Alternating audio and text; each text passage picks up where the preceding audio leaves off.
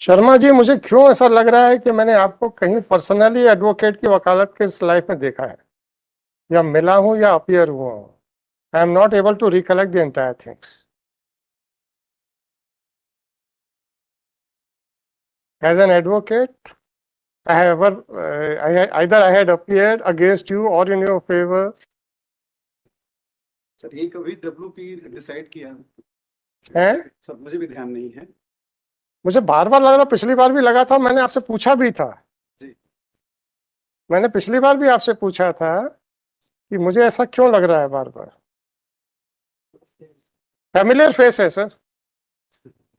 ठीक है सर। हम लोग सोशल लोग हैं, रास्ते में चलते कहीं देख लिया होगा, मैं उससे रिकलेक्ट कर रहा हूं तो इसका मतलब नहीं आई शुड रिक्यूज। पर अगर मैं अपीयर हुआ हूं तो then it is a matter that I should recuse, which he had argued. नहीं, हमने आर्गू नहीं किया, एक डिसाइड हुई है आपके यहाँ से हमारी। अब सर, जब आप सामने नहीं रहे होंगे तो नाम से हम नहीं पता पाए होंगे, हम तो चेहरे से बता रहे हैं कि हमको कुछ फैमिलियर सा लग रहा है। Before recusal I want to verify, yes I had appeared for you, तभी रिक्यूज करूंगा, otherwise I will not recuse. रात हूँ सर, मैं जब आप प्रैक्टिस करते थे तो मुलाकात तो मेरी, आप जाते थे भोपाल कोर्ट में, हाँ, लोकायुक्त के केस में जाते तो मुलाकात तो कई बार होती रही है। वो मुझे है कि वो फैमिलियर के फेस तो है,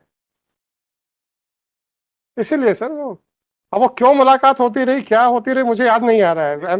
आई मैं टेल यू, परिचित हमारे जस्टिस सर साहब बाजू में थे, वो आपके परिचित थे, जस्ट बगल में हमारे रहते थे।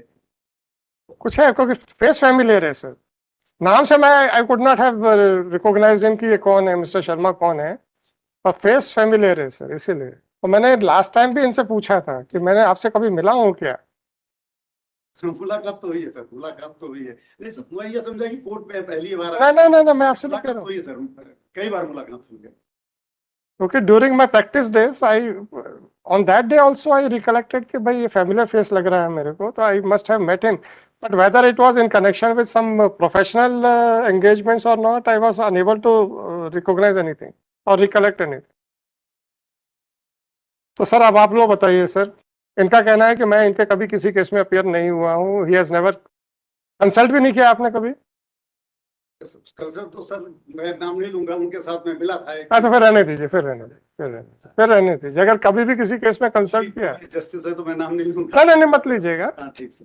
बट उस दिन भी मुझे याद आ रहा था, तो मैंने पूछा भी था आपसे, आपको याद होगा लास्ट टाइम भी।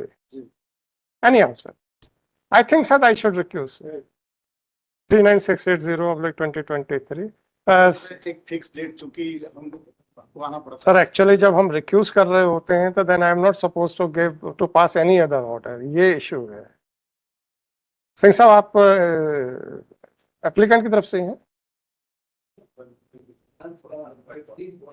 अच्छा, यू आर इन 15.5। और दत्त साहब आप? 15.1 में। अच्छा, 39680/2023, the applicant is present in person, Shri Baghel for the state, placed before another bench in which I am not a member. 15.1, sir कई बार चेहरे याद रहते हैं, कई बार नाम याद रहते हैं, कई बार केसेस याद आ जाते हैं, और वो याद ना आए तो फिर ठीक है, पर याद आ जाए तो फिर then it doesn't look nice at least. 15.1 में 51892/2020 Shri Surendra Singh senior advocate with Shri Ashwini Kumar Dubey counsel for the applicant, Shri Baghel for the state, Shri Manish Dutt senior advocate with Shri Kapil Duggal for respondent number 2। फिर वही ऑर्डर आ जाएगा 4074/2022 एप्लीकेंट इन पर्सन। इसमें भी 10 साहब आप अपेयर हो रहे हैं? सर मैं 15.1 नहीं, नंबर 2 में point 2 you are for applicant और respondent. Shri Shishir Verma counsel for applicant, Shri Kapil, Shri Baghel for state, Shri Kapil Duggal for number 2। कोई अनदर बेंच 33994/2023। सर इसमें Prajas Bhatti for applicant, Shri Baghel for state, Shri Kapil Duggal for intervener. वही another bench. Thank you sir. मैं एक्चुअली डे वन से request कर रहा हूँ हर एक से, whether I recollect or not, if somebody has any information that I had ever given any legal advice or I had ever appeared for or against that person, so please inform me. Okay, that doesn't look nice because you may have a faith on me, but it may not be a case with the litigant. And otherwise, if I have ever appeared or against or for a particular litigant, then I should not take up that matter. मेरा ये case 2 साल पहले से 1.5 से पौने 2 साल से चल रहा है। 17 अगस्त को 2022 को सीबीआई की पहली केस फाइल हुआ था और 22 अगस्त 2022 को पीसीआईआर फाइल हुई थी। मुझे गिरफ्तार किया गया है।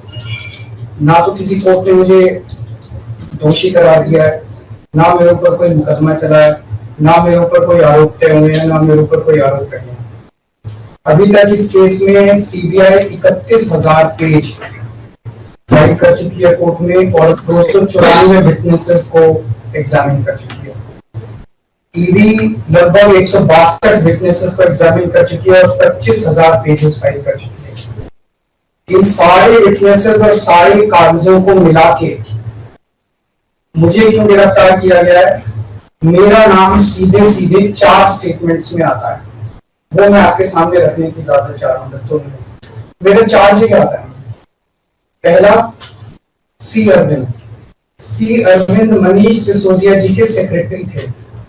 उन्होंने ये कहा है, स्टेटमेंट दिया है कि एक दिन मेरे घर में मेरी मौजूदगी में मनीष सिसोदिया जी ने उनको कुछ एक्साइज के डॉक्यूमेंट्स हैंड ओवर किए। That's it madam. उन्होंने ये नहीं कहा कि मेरी मौजूदगी में पैसे दिए, कोई ऐसा कोई डाउट नहीं है। मेरी मौजूदगी में सी अरविंद को मनीष सिसोदिया जी ने एक्साइज के कुछ डॉक्यूमेंट्स। मैडम मेरे घर पे ढेरों एमएलए आते हैं, ढेरों मंत्री आते हैं, ढेरों डिग्निटरीज आते हैं, अपने अपने सेक्रेटरी लेते हैं, वो आपस में फुसर भी करते रहते हैं, आपस में डॉक्यूमेंट्स के एक्सचेंज। मुझे क्या पता कि कौन किसको क्या दे। Is this a sufficient reason to arrest the sitting chief minister? क्या ये स्टेटमेंट एक सिटिंग चीफ मिनिस्टर को अरेस्ट करने के लिए पर्याप्त है? नंबर 1।